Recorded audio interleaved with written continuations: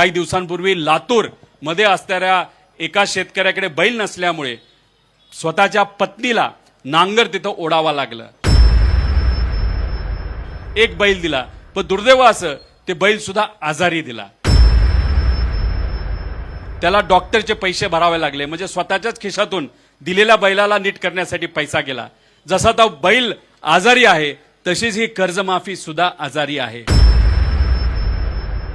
थांबा थांबा थांबा भाऊजी, थांबा थांबा थांबा।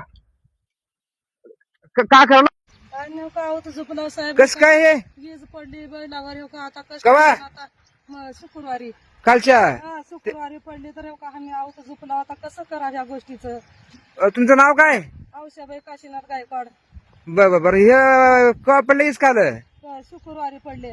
बरोबर, मग आता एक बैल नाही का? नाही, हो मला का, तुम्ही दोघ जण आम्ही हो का कष्ट करला होता, मग कसं करा ह्या मला तुम्ही दोघ जण वडला हो। आमचा मी वडला हो का दोघं बैल बरोबर. आणि एक म्या धरले हो का। तुमचं पूर्ण नाव काय? माझं औषाबाई काशीनाथ गायकवाड। गाव? गाव बोंबळी, तालुका देवणी देवणी। देवणी। बरं, हो. मग आता तुम्ही काय करता? काम धंदा हेच का? आता हेच करता हो का केला लोकांची शेत पोरं?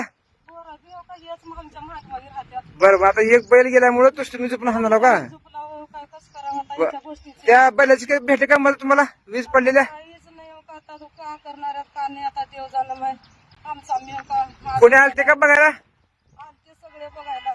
कोण कोण येऊ पंचनामा केला तर? साहेब आलते सगळे। बरं आपण विचारू त्याला, आणि तुमचं काय जे प्रशासनाची जे मदत होईल ते मदत करायचं काम करतो आपण।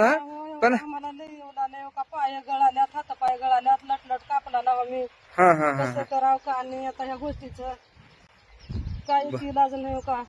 बरं. आमचा मी हो का झोपला गा हे आहोत काठी। बरं हा. सर्व इथं असणाऱ्या मीडियाचे मी आभार व्यक्त करतो। तुम्ही सहकार्य करतात, तुम्ही हा विषय लोकांपर्यंत नेता, सरकारपर्यंत नेता, म्हणून कुठे ना कुठेतरी सामान्य लोकांचा फायदा होतो।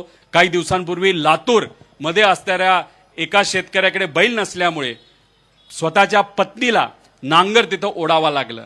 ठीक आहे, मीडियाली बातमी केली, विरोधकांनी त्याच्यावर बोललं म्हणून सरकारने दुसऱ्या दिवशी एक बैल दिला, पण दुर्दैव असं ते बैल सुद्धा आजारी दिला।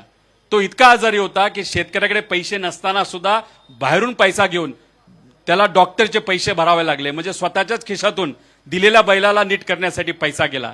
जसा तो बैल आजारी आहे तशीच ही कर्जमाफी सुद्धा आजारी आहे। फक्त दाखवण्यासाठी आम्हाला कर्जमाफी नको, सरसकट आमच्या शेतकऱ्याला मनापासून मदत करण्यासाठी कर्जमाफी द्या, सरसकट द्या। आणि आम्ही सांगितलेल्या अटी ज्या तुम्ही मुद्दामून टाकलेल्या आहेत त्या सर्व अटी ज्या आम्ही म्हणत आहोत तुम्ही काढा, त्या काढाच असं म्हणून मी इथं माझं आंदोलन सुरू करत आहे। रामकृष्ण हरी। जय हिंद, जय महाराष्ट्र, जय महाराष्ट्र धर्म।